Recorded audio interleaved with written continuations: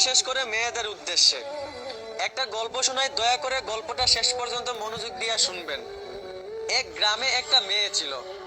সে অনেক পর্দাশীল ছিল।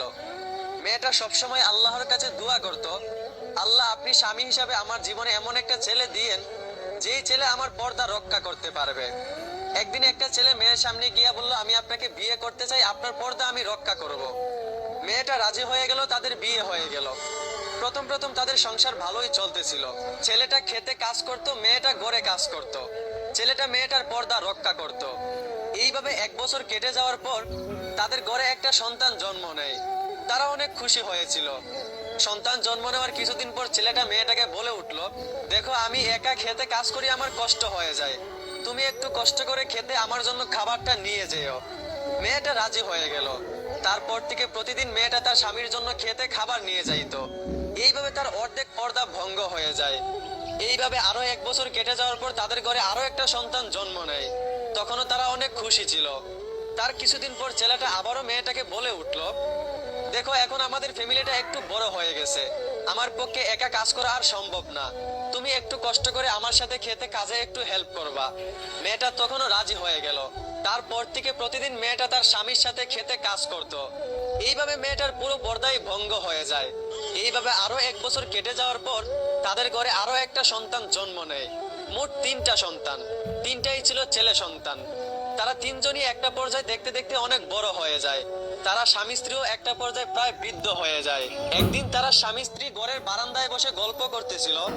হঠাৎ করে মেয়েটার স্বামী হাসতে হাসতে বলে উঠল, দেখো তোমার কি মনে আছে, বিয়ের আগে তুমি বলেছিলে তুমি সেই ছেলেকে বিয়ে করবে যেই ছেলে তোমার পর্দা রক্ষা করতে পারবে।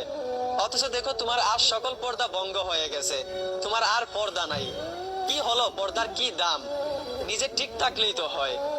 মেয়েটা তখন বলল, পর্দার কি মূল্য আর পর্দার কি দাম আপনি সেটা দেখতে চান?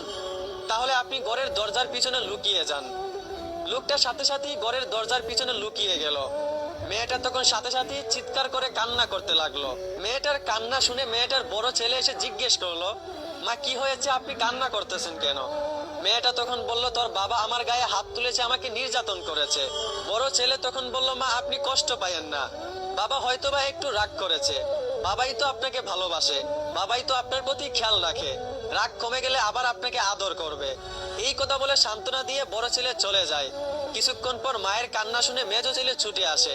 মেজো ছেলে এসে জিজ্ঞেস করে, মা আপনি কান্না করতেছেন কেন? মেয়েটা তখন বলল, তোর বাবা আমার গায়ে হাত তুলেছে। এই কথা শুনেই মেজো ছেলে রাগে বলতে লাগলো, বাবার এত বড় সাহস, আজ যদি কাছে পাইতাম বাবাকে লাঠি দিয়ে মারতাম। এই কথা বলেই মেজো ছেলে চলে যায়। তাদের এই কথাবার্তা মেয়েটার স্বামী দরজার আড়াল থেকে শুনতেছিল। মেয়েটার কান্না শুনে কিছুক্ষণ পর তাদের ছোট ছেলেটাও চলে আসে।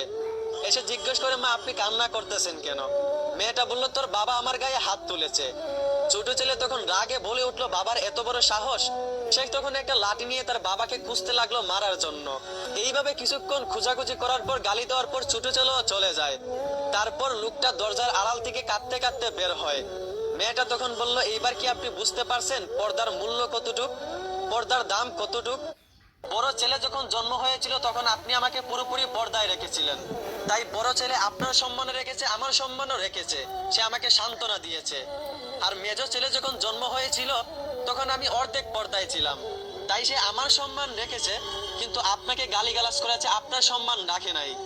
আর ছোট ছেলে যখন জন্ম হয়েছিল তখন আমি পুরোপুরি বেপরদায় ছিলাম, তাই সে আমার সম্মানও রাখে নাই, আপনার সম্মানও রাখে নাই।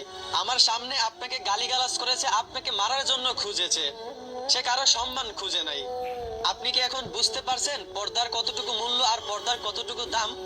মেয়েটার স্বামী তখন কাঁদতে কাঁদতে তাকে জড়িয়ে ধরে বলল, হ্যাঁ আমি বুঝতে পারছি পর্দার কতটুকু সম্মান আর পর্দার কতটুকু দাম। তো এই কথাগুলো বলার উদ্দেশ্য হচ্ছে, আমার বোন একটু বিবেক দিয়ে চিন্তা করেন, আপনারা এই গল্প থেকে শেখার চেষ্টা করেন।